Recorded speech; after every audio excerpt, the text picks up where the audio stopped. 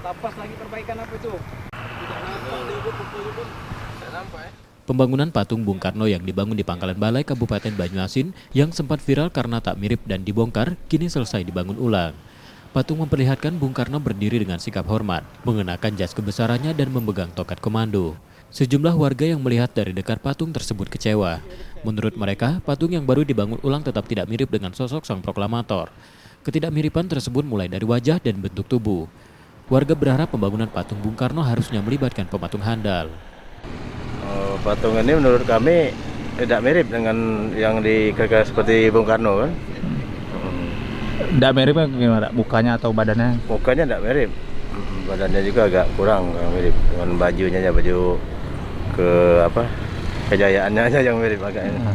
Sudah lama tapi ditutup dibuka, jadi hasilnya kayak gini, sangat tidak mirip. Oke, siap. Saran untuk Pemkab Banyuasin gimana? Dibongkar dan dibikin sedetail mungkin. Kalau memang mau dibikin patung Soekarno, harus dimiripkan.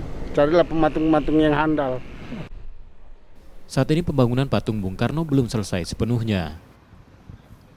M. Rizky Nurmizan, Kompas TV, Banyuasin, Sumatera Selatan.